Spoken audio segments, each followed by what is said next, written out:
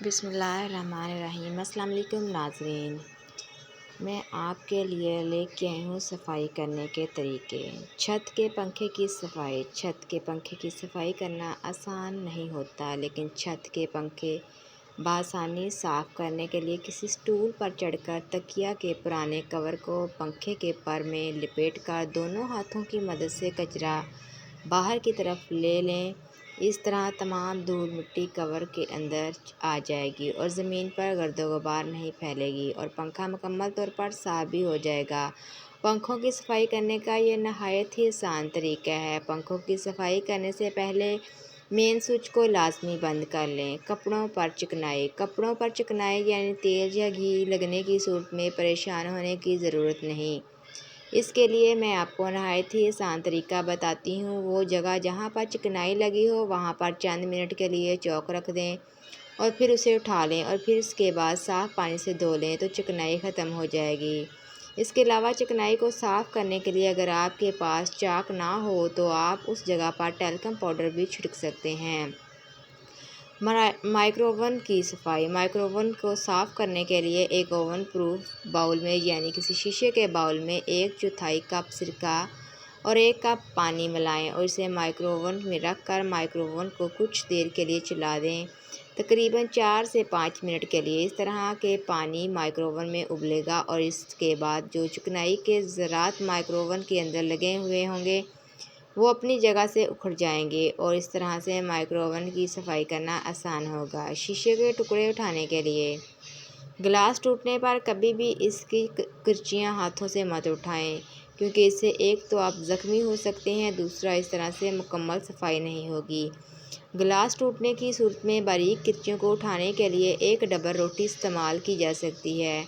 اس کے لیے ڈبل روٹی کا ایک ٹکڑا لے کر اسے اسی جگہ پر رکھ کر اچھی طرح سے دبائیں جہاں پر باریک کرچیاں ہوں، تو آپ دیکھیں گے کہ تمام شیشے کے ٹکڑے اس کے ساتھ چپک جائیں گے۔ اس کے علاوہ کسی اونی کپڑے کو گیلا کر کے بھی باریک کرچیوں کو اٹھایا جا سکتا ہے۔ بلینڈر کی صفائی کے لیے۔ طریقہ نمبر 1۔ ایک بلینڈر میں گرم پانی اور برتن دھونے والے صابن یعنی لیکوڈ سوپ کا صرف 1 قطرہ بلینڈر میں ڈال کر چند سیکنڈ کے لیے اسے چلا دیں۔ اس کے بعد اس کو صاف پانی سے دھو کر خشک کر لیں۔ طریقہ نمبر 2۔ گرائنڈر کی صفائی کے لیے۔ اس میں 1 چمچ میٹھا سوڈا اور تھوڑا سا پانی ڈال کر چند سیکنڈ کے لیے چلا دیں، پھر صاف پانی سے دھو لیں۔ صوفہ کی لکڑی کی صفائی کے لیے۔ صوفہ کی لکڑی کی صفائی کے لیے ویسے تو بازار سے پالش مل جاتی ہے، لیکن اگر آپ کے پاس یہ دستیاب نہ ہو تو صوفے کی لکڑی کی صفائی کے لیے جوتوں کی پالش کا استعمال کریں۔ صوفے پر جوتے کی پالش اسی رنگ کی لگا کر ہلکی سی رگڑائی کرنے سے یہ مکمل طور پر صاف اور نئے ہو جائیں گے۔ قالین کی صفائی کے ٹوٹکے۔ طریقہ نمبر 1۔ قالین کی صفائی کے لیے نیم گرم پانی میں تھوڑا سا واشنگ سوڈا یا پھر ٹارڈنگ ملائیں یعنی کہ سرف ملائیں اور اس کا قالین پر چھڑکاؤ کریں، اور پھر تنکوں والی جھاڑو سے کھڑے ہو کر صفائی کر لیں۔ قالین چمک اٹھے گی۔ طریقہ نمبر 2۔ قالین پر ویکیوم کرنے سے پہلے اس پر خشک بیکنگ سوڈا چھڑک دیں، اس سے قالین میں تازگی آ جائے گی۔ طریقہ نمبر 3۔ اگر قالین پر کچھ گر گیا ہو اور اس کے گرنے کی وجہ سے قالین کا رنگ خراب ہو گیا ہو تو 1 کھانے کا چمچ برتن دھونے کا محلول لیں یعنی لیکوڈ سوپ کا استعمال کریں۔ اگر آپ کے پاس یہ نہ ہو تو آدھی پیالی سفید سرکہ اور آدھی پیالی نیم گرم پانی ملا لیں اور ایک سفید چھوٹے تولیے کو اس محلول یعنی کہ لیکوڈ سوپ میں یا پھر سرکے والے محلول میں ڈبو کر دبے پر رگڑیں۔ اگر دبا نیا ہے تو 3-4 مرتبہ رگڑنے سے یہ صاف ہو جائے گا۔ طریقہ نمبر 4۔ کارپیٹ کی صفائی کے لیے 2 حصے پانی میں 1 حصہ سرکہ ملا کر اسے چھڑکیں تو اس طرح سے بھی داغ مکمل طور پر ختم ہو جائے گا۔ تولیے کا داغ۔ تولیے کو خشک کرنے کے بعد جس جگہ پر داغ لگا ہو اس جگہ پر ہیئر ڈرائر چلا دیں تو داغ ختم ہو جائے گا۔ نلکوں کی صفائی۔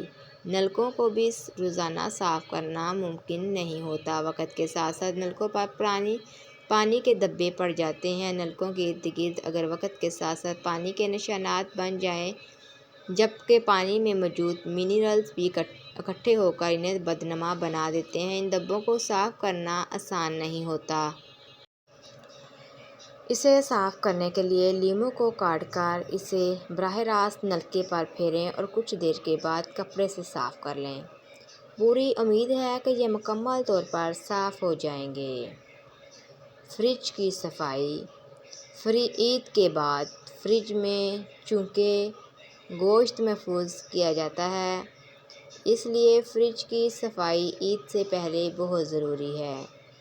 اس کے لیے بیکنگ سوڈا کی کچھ مقدار کو پانی میں ملا کر ایک مکسچر بنائیں اور کسی کپڑے سے فریج کے مختلف حصوں کو صاف کر دیں۔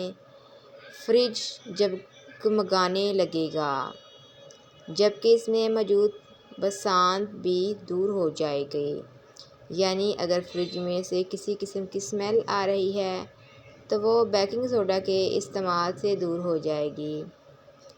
ٹائلوں کو جگمگانا۔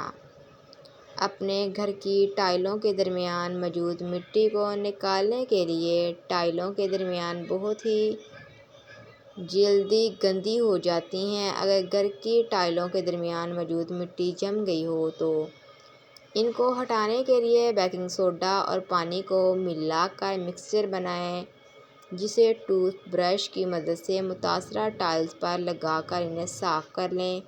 اگر بیکنگ سوڈا نہ ہو تو آپ اس کی جگہ پر سرکے کا استعمال بھی کر سکتے ہیں۔ جلے ہوئے برتنوں کے لیے۔ اس کے لیے آپ کو سفید سرکہ اور بیکنگ سوڈا کی ضرورت ہوگی۔ سفید سرکہ اور بیکنگ سوڈا نہ صرف کھانوں کے لیے بلکہ صفائی میں بھی بہت زیادہ استعمال ہوتا ہے۔ سب سے پہلے ابلے ہوئے پانی اور سفید سرکہ کو جلے ہوئے برتن میں ڈالیں تاکہ جلے ہوئے کھانے کے بچے ہوئے حصے کو نکالا جا سکے۔ اس کے بعد باقی ماندہ حصے کو بیکنگ سوڈا سے رگڑ کر صاف کر لیں۔ ناظرین، اگر آپ کو ہماری ٹپس پسند آئیں تو کمنٹ سیکشن میں اپنی رائے کا اظہار کیجیے گا۔